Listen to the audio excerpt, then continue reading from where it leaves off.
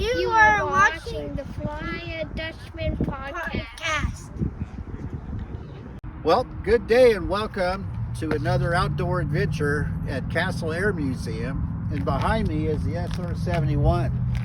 In fact, this particular SR-71 was on a Libyan reconnaissance mission when it started over exceeding the speed, and they actually lost some throttle authority. So they did get it a handle. They missed their tanker rendezvous, and they had to circle back over the Mediterranean to re-rendezvous with the KC-135. But anyway, we're going to take a walk. We're going to have a little discussion. We're going to have some music to the airplanes, and we're going to focus on some because we have some guests coming up on the show that were on these particular airframes. So we're going to do some highlighting of that as well. So let's go for a walk. I want to highlight this particular aircraft. I don't normally discuss paranormal, but I am going to discuss this one. This is the B-29. It's actually made up of 3 different B-29s that were all recovered from China Lake in Southern California. The paranormal began not long after the aircraft was here and assembled. Gentlemen working on it, 2 guys, were inside the fuselage. The one gentleman hopped out and was getting some tools. The other volunteer was inside, did not know that the other volunteer had departed the aircraft, and he asked for some wire cutters. And he held his hand. Wire cutters were placed in his hand. He made his cut, and he happened to look, and we're going to walk around this aircraft, and he saw his fellow volunteer outside of the observation room. He doesn't know how, he doesn't know how it was handed to him. Another time when this was an active base, this was a Strategic Air Command base up until 1994 when it closed. The air police on patrol, and I spoke with the wife of this air police. Her husband told her during his shift when they were driving by here, this airplane was making a noise as if all 4 engines were running. They stopped, they got out, and they stood at the fence and looked. They could hear it, but nothing was moving. A highway patrolman, there's a highway, Santa Fe Highway right here behind the camera. A highway patrolman came into the gift shop to let the staff know that they had left the lights on this B-29. When he was on patrol at night, he saw that the lights were on, the navigation lights were on. And it was explained to him that there's no power to this aircraft. There is no way that there could be lights on. And he was very adamant that yes, the lights were on. There's been a couple occasions where you see the props are vertical and horizontal. They had turned, they were all moved. And you could say, okay, that could have been a high wind. No other aircraft out here, and there are many propeller aircraft, as we'll see, because we're just going to take a musical tour, but this is the only aircraft that experiences that. They've had paranormal investigators out here, and they've put a voice box out here. And if you go on the internet and look it up, for those that are curious, you'll see some of the documentation of what's gone on, and they think they know who. I spoke with the volunteer that volunteers on the KC-97, and he told me that he saw a man at the Bombardier station, and he didn't realize that one of the volunteers was here on the B-29, because every volunteer is assigned an aircraft, or they volunteer for an aircraft. And he said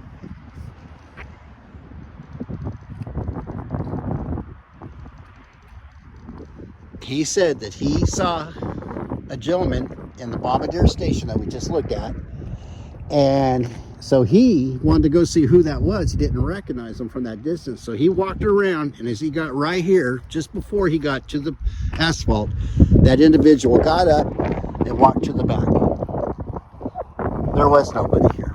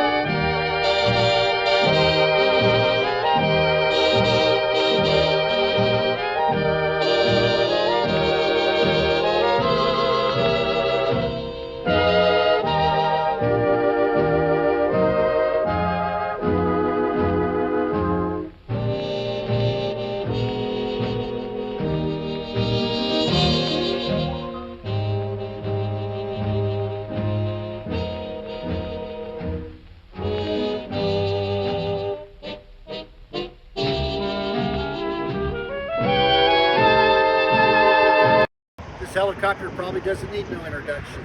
It's a CH-47D Chinook that was donated to this museum from the California Army National Guard. Very robust helicopter. Now they're even stronger with the F models that are out and are becoming popular in Europe. Germany just signed a contract for, I believe, at least 30 of these helicopters. They're heavy lifts. They're involved in firefighting, troop transport. There's something called the Chinook elevator ride, where they hold it down, and once they hit the collectives and give it the gas, they go straight up. This helicopter can fly faster than an H-64 Apache helicopter. The Chinook helicopter has to slow down during escort missions while serving overseas in combat conditions. Training. And I'm going to title this one Bunker Talk, and you'll see in my show, when I do Bunker Talk, it's my way of reaching out. And I'm on a Prig 77, and I'm saying, hey, I need to find me some crew member, pilots that served on the Chinook. There's a Delta Schooners at the Stockton Airport that fly this. I'm hoping I could get one of those guys. So if anybody knows anybody that knows anybody, give me a call. You know? But anyway, I'd love to learn more about the Chinook helicopter. So let's look at this and enjoy a little music.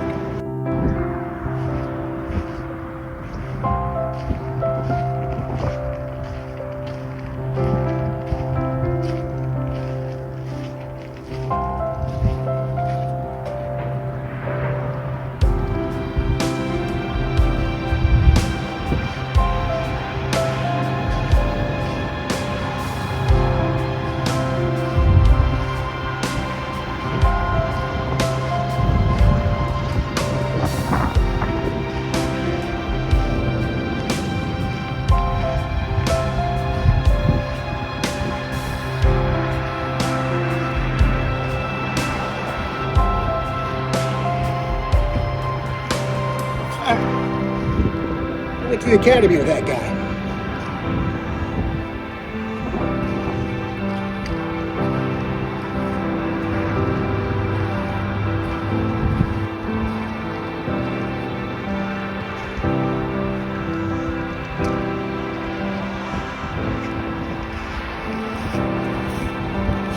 Okay, if there's a Delta Schooner out there, out of Stockton, or anywhere, I'd love to do an interview. I'd love to have you on my show and talk about the Chinook helicopter and the Chinook elevator ride. Was that just somebody teasing me with that story? I don't know. So anyway, now we're going to go visit the granddaddy, the B-52. Let's go.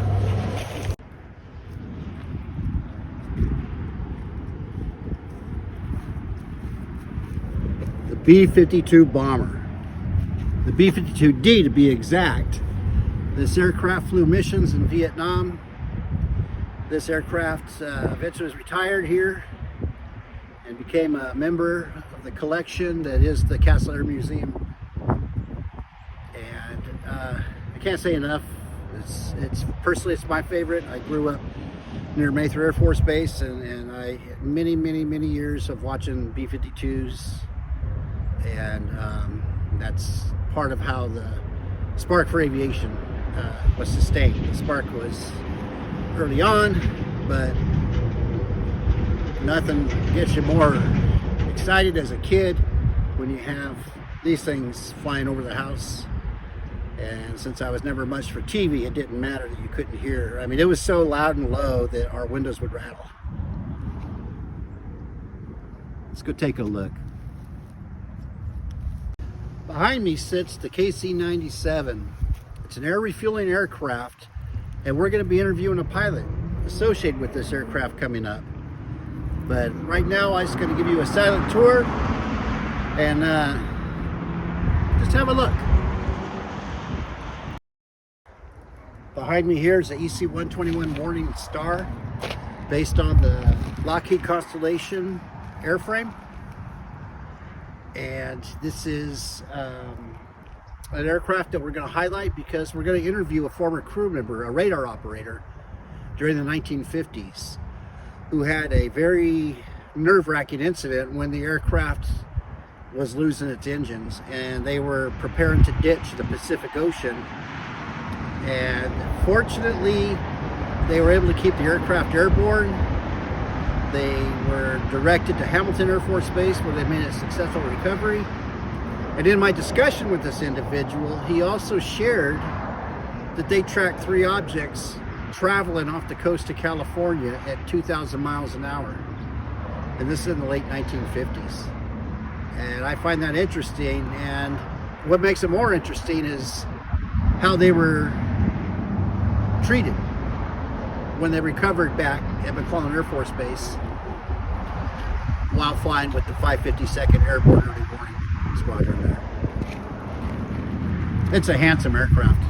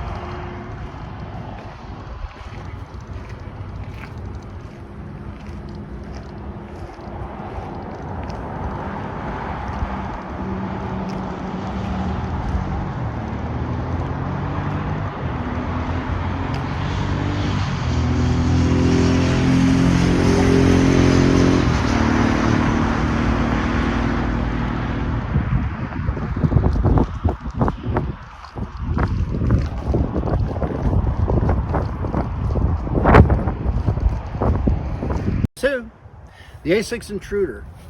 This aircraft was ahead of its time.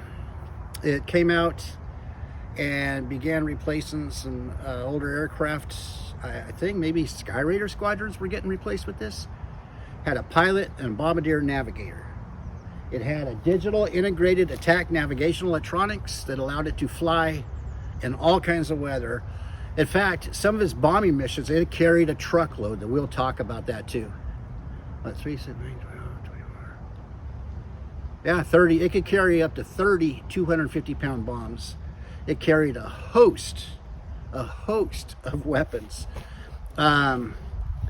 We actually went to battle with Iran one time for like 8 hours in the 80s, I believe it was. And the Intruders, Corsairs, but during Desert Storm, this aircraft could lay mines. This aircraft sunk a number of Iraqi Navy vessels, so much so that the Iraqis developed a television series based on it called Voyage to the Bottom of the Sea. It wasn't very popular. It only ran for 1 season. Go figure, who knew, right? But anyway, let's take a walk around the Intruder and just look at some of the things. And I'm not going to talk. Let's just enjoy a little music and appreciate these artifacts. Let's go.